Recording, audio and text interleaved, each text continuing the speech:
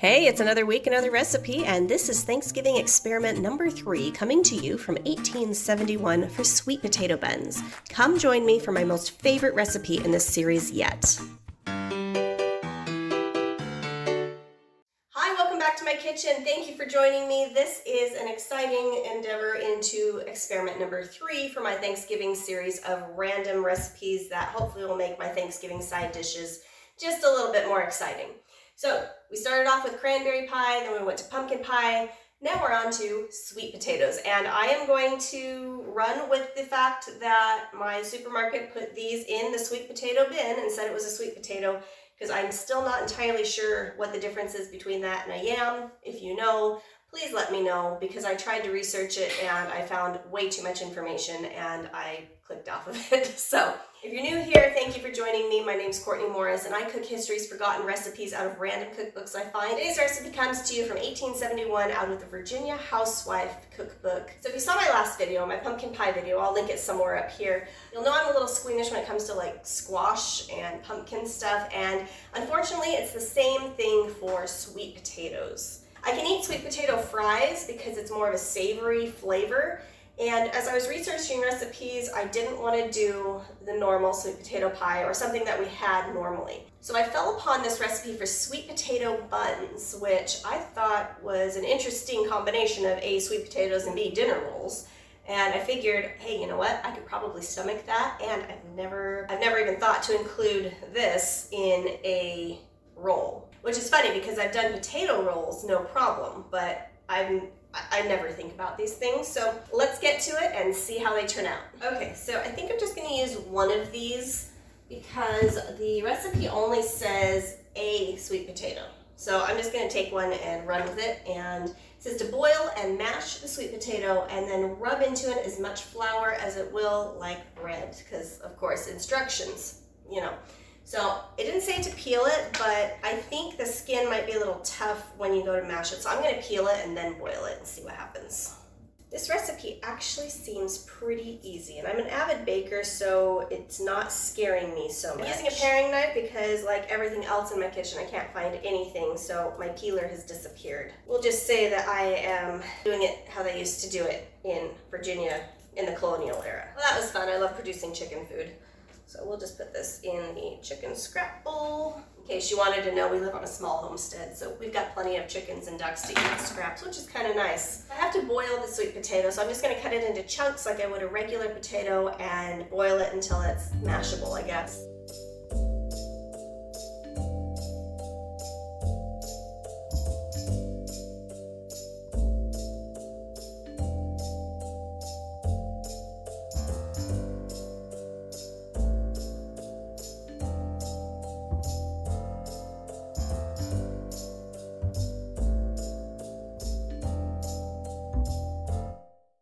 Alright, so these sweet potatoes are boiled and they stink. I can't stand the smell. It smells like squash. Oh well, this is gonna be good. It's gonna be good. Okay, so it says to mash these up and then add in flour to make a bread-like texture. So we're just gonna do that. I think I remembered why I don't particularly like sweet potatoes. It's because of the smell. Not necessarily texture, I'm sure that has something to do with it, but oh, the smell is just getting me. But you know what? That's okay. We're gonna just power through and mash these up, and it's gonna be good because it's gonna be in bread. And who can say no to bread? All right, I think this is mashed enough, and rub into it as much flour as will make it like a bread. So starting with 2 cups of flour, I will say it makes a nice dough. It is soft. Granted, it is warm. Okay, I think that's a little too much. I'm gonna pour this out, pour the rest of that out, and then continue on. All right, it is a nice sticky orange ball, and it reminds me of Play-Doh. You know, tacky, but not sticky. It says add spice and sugar to taste. Sugar I can get behind, but what kind of spices do you use? I'm used to making sweet potato fries with like garlic and Parmesan and rosemary, and I know this is not, well, I mean, you could, maybe. So I'm just gonna give it enough sugar, and I'm wondering if the sugar is for the yeast, because, I mean, it does say to taste, but I do have to add in some yeast, so maybe the yeast will do something with it. I'm gonna need some more flour. After letting this sit, it has become quite sticky. So that was 3 cups. Try to add in maybe a half a cup more. I don't want to overdo it because it doesn't have any liquid at all in here. So you guys hear a weird sound in the background? That would be the rain outside. It is pouring. I put in my sugar, I put in more flour, kind of getting a nutmeg vibe. Sometimes you can tell if its flavors will go together if you smell them together, so let's see. Okay, I could see that going together. And nutmeg was hugely used in colonial cooking, so I'm just gonna use some in there and see how that goes. I must say with the nutmeg, that has a delightful smell. That's lovely. So now I need to add a spoonful of yeast, and I'm gonna guess a tablespoon because a package of yeast is 2 1/4 teaspoons, which is almost a tablespoon. For the amount of dough I have, I think that's probably good. It doesn't say to proof it or anything, it just says mix it in. Hopefully there's enough liquid from the sweet potato to do something. It doesn't say to knead it either, but I'm gonna knead it a little bit just to get that yeast in there. I'm gonna need more flour. This is getting stickier and stickier.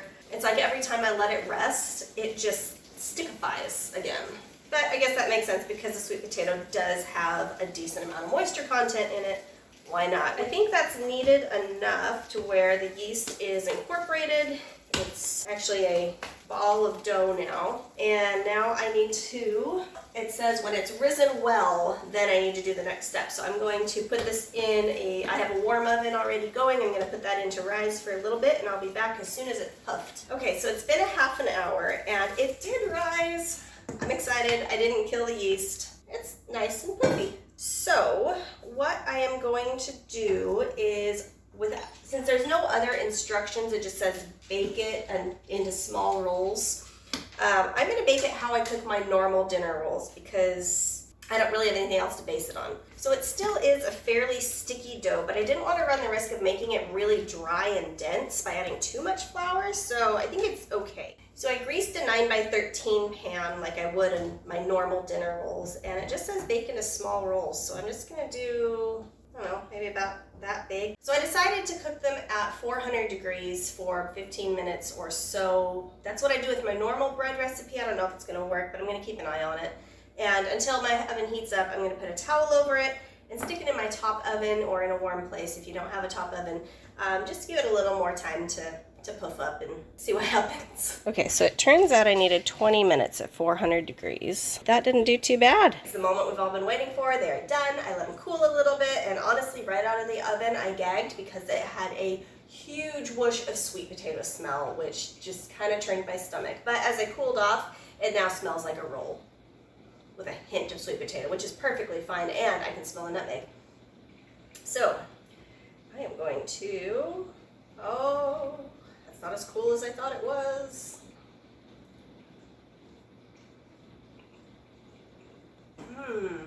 Those are nice. Those are really nice.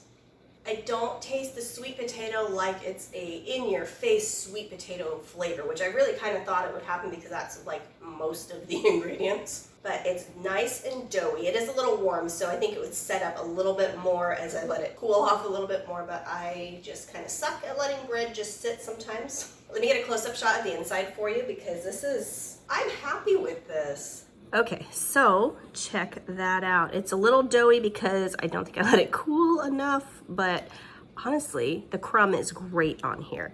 And like, if you look at these, they bounce up really nicely. They browned great on the bottom, and I'm pleasantly surprised with this. Honestly, I kind of feel like this is a health food because 90% of it is sweet potato. Okay, maybe 50-50, I don't know. For 4 cups of flour, for 1 large sweet potato, I wish I would have weighed it, but it was 1 large sweet potato. I think this is great. I would even venture to say a little bit more nutmeg would be good. And like usual, I'm gonna try something not in the recipe. Hold on. So growing up, there was a restaurant that we used to go to a lot. It's still around, it's Texas Roadhouse. You might have one with you, but for those of you who don't know, they have this like cinnamon and sugar butter put on your rolls that they give you at the table, and it's heavenly. And so I'm gonna hypothesize that this might be a good thing. I'm gonna try this because I think this will be really good.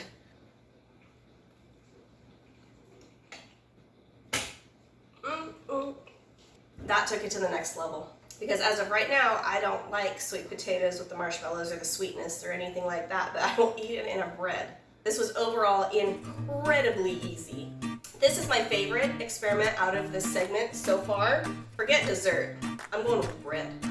If you made it this far, thank you so much for watching. I really enjoy the support and I really love being able to bring you easy, simple, old-fashioned recipes that are so far amazing. And I'm glad you're here with me. Please subscribe to the channel, hit the like button, hit the little bell notification. I try to upload every Monday. I'm trying to get better at the regular time uploading on every Monday, but I will be there every Monday nonetheless. Thank you so much for your support. Thanks for watching, and I will be back next week with another